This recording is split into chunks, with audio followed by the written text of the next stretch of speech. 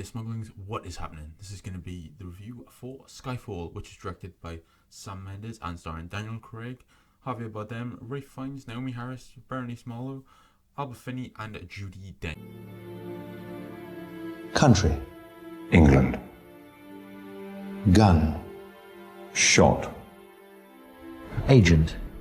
Provocateur. Murder. Employment. Skyfall.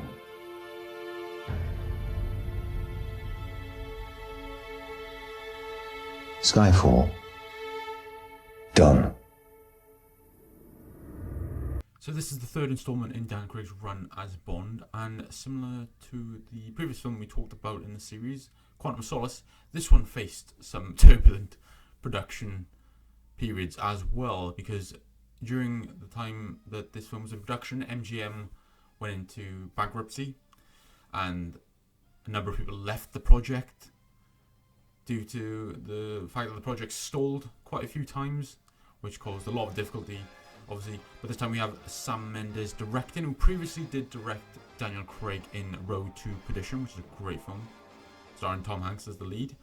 And he does the directing duties for this particular film. And after the disappointment of Quantum of Solace, there was a lot of expectations on this particular film to deliver. The premise of this film is that Bond returns to service after a mission goes horribly wrong, and once he returns, he finds out that there is a cyber terrorist and former MI6 agent named Silva on the loose, and Bond must stop him at all costs. And whilst doing that, he's also navigating the fact that he is no longer the agent that he once was, and he is getting a little bit older and not as efficient as he once was, and has to deal with the decline in his abilities and skills throughout the film. Let's talk about the acting in this film, because once again we have Daniel Craig returning as James Bond, and this is a very different James Bond that we've seen in the previous Daniel Craig outings, because this is a Bond that is losing his ability to perform his duty due to age and lack of confidence, and we see him struggling with that after he returns from the mission that goes very badly. And we see him struggle with his advancement in age. And I thought it was really fascinating that we saw that in this particular film, because we never saw the sort of advancement of age affecting Bond in any iteration. And it's really refreshing to see that. And it gives a more dramatic hook to this film, and it makes for some very compelling performances and some imagery that is in this film. And obviously we know Daniel Craig's got those very striking blue eyes, and they tell a lot in certain shots in this film, and it does really well in that regard. And we also have more screen time for M, played by Judi Dench in this particular film. So I think this is the most screen time she's ever had in any of the Bond outings, and we see the strength of their relationship in this film, and it's very much a mother and son relationship, and I love that they showed that in this particular film, because most of the time they obviously have to be quite professional, but they are put in very dangerous circumstances in this film where they have to confront each other more, and I did like that quite a lot. And we do have the surrounding characters as well. We have more members of MI6 present here as well. As I mentioned, we have Bond, we have M. This time we have Q, played by Ben Whishaw, who does a brilliant job at playing a young Q that's a bit snotty and a little bit of a shite sometimes in his delivery, and he's quite arrogant, and it's really fun. I love Ben Whishaw as Q in the Craig films. I think he does a great job, and it's fun to see their interplay with each other in this particular film. And of course we have Tanner, played by Rory Kinnear, and he is good, always good. Not a lot of screen time, never has a lot of screen time, but he's good as the chief of staff for MI6, and he's always reliable, does a good job here. So it's great to see Rory Kinnear back as well. And then we've also got a new addition, which is Ralph Fiennes as Gareth Mallory. So Gareth Mallory is in this particular film and putting a lot of pressure on M to retire so that they can dissolve the 00 division, and it's cool to see that sort of pressure on M in this particular film, and she's having to justify herself and the skills of her agents due to the fact that the agents are getting extinguished throughout the world by Silver and his soldiers. So it is interesting to see that in this particular film. I love the fact that she has to defend herself and the 00 division is in danger, and you get that sense of peril that this division could be dissolved at any day.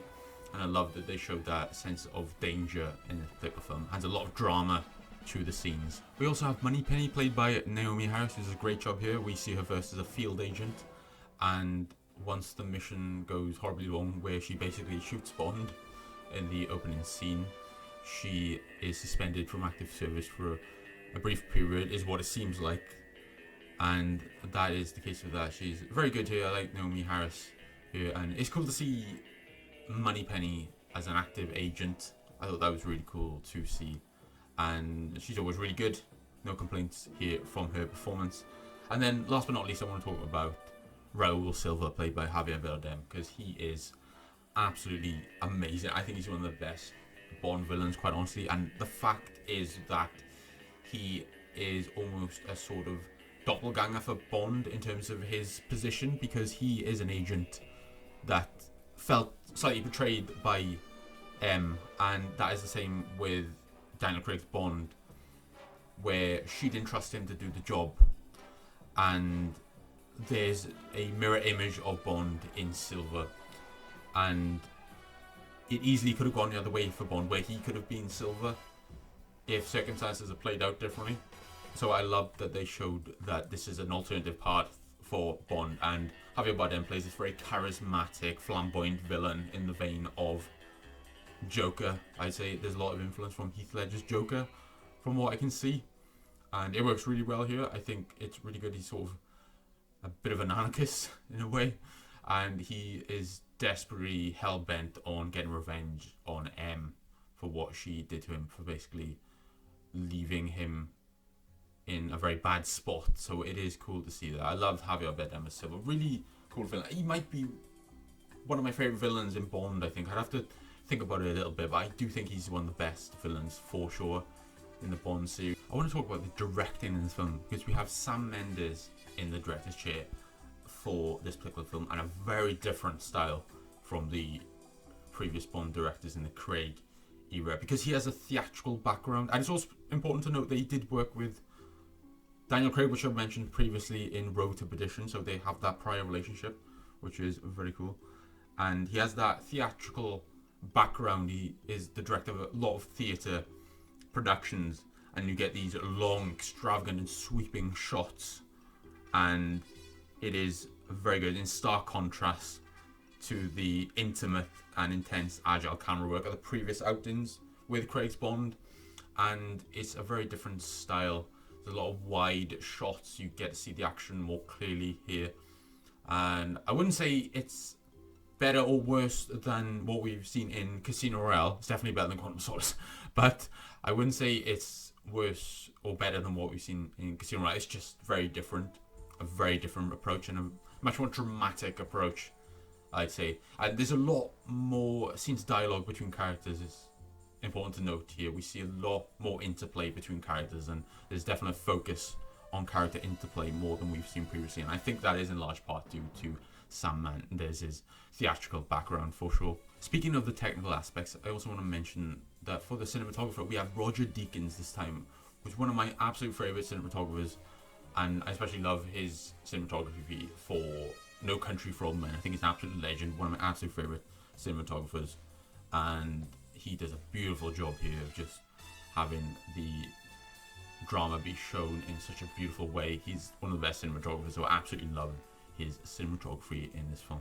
I want to talk a bit about the story in this particular film, because, as I mentioned, this is a more subversive, subdued and understated Bond film than what we've previously seen. There's not a massive amount of locations, not a lot of Bond girls, and there's not a big emphasis on gadgetry, although it is introduced in this film, which is nice to see. And it's sort of an analogy for an old world against a new world, where Bond is part of the old world, and the world has moved on from him, and he's been left behind a little bit, and it tries to sort of justify his existence in this world, and there's a big emphasis on that. It's definitely one of the more emotional and investing Bond films that I've seen in recent memory, and I have seen all of them, and I'm a big fan of Bond. But this is definitely one of the most emotional Bond films, as it does explore that relationship between M and Bond, and delves into Bond's history quite a bit in this film, and I really did get a lot more from it on this viewing, because I think I loved this film more on this viewing than I previously had done. And I think this film does get better each time I watch it. I think I do love it the more I watch it, and that is really great. It's the opposite of Quantum of Solace, but I do really love it the more I see it, and I really appreciate its emotional resonance. And I think I just appreciate its themes each time I watch it more, as I get a little bit wiser. Not much wiser, but a little bit wiser, hopefully. But I think I do understand that quite a bit more when I do see it. And I appreciate the slower pace that it has, where it does allow for those character interactions. And there's that fact that Bond is always being challenged, saying that he's no longer fit for active service, that he should get out of his position and offer it to someone else in his place, so that he can relinquish that because he's no longer needed. But it's his purpose, it's what he was born to do, he feels like, so he must do it for himself. And I love the way it did show that. It's important to note as well, this was released in 2012, which was a pivotal point where there was a lot of spotlight on Britain at the time, because it was the 50th anniversary of Bond, and it was also the London Olympic Games as well. And there was a big celebration of Britain at this particular point, so I think that really benefited this film, and it became the highest grossing Bond film, doing over $1 billion, which is insane, but really good for the film. So I'm really happy that that happened, and it did really well. It was an amazing success with critics, audiences alike, and it did a really great job, and I think it absolutely deserves it. I think it's a really great film. Let's get to the rating of this particular film. I'm going to give Skyfall a 9 out of 10. I think it is an amazing film and a great study of Bond as a character. Much more dramatic film, as I said, a much more subdued Bond film, where we get a lot more time spent on character interactions and the dialogue between them. And it's got an amazing villain in the form of Silver, and I just think it is such an amazing film. I do think the pacing is a little bit off. It's a little bit off with the pacing, I think. And I think it's because we spend a lot of time in London in this particular film, which is a little bit jarring. In contrast to the previous Bond films, we don't spend as much time there. It's much more domestic adventure for Bond, which is completely fine, but it does mess with the pacing for me a little bit. But that is a minor quibble for an amazing film, and one of Daniel Craig's best, and one of the best Bond films, definitely. And I absolutely love it, and I just think it is such a great film. Everybody needs a hobby. So what's yours? Resurrection.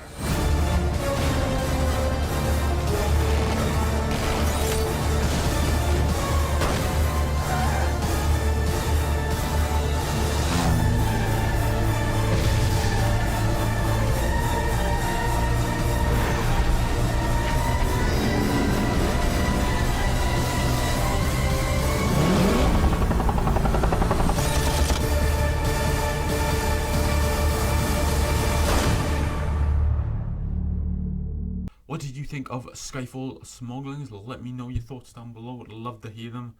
And next time we will move on to Spectre, so look forward to that. But yeah, Smugglings, really appreciate you watching this. And I hope you have a great day, Smugglings. You guys take care, and I will see you soon.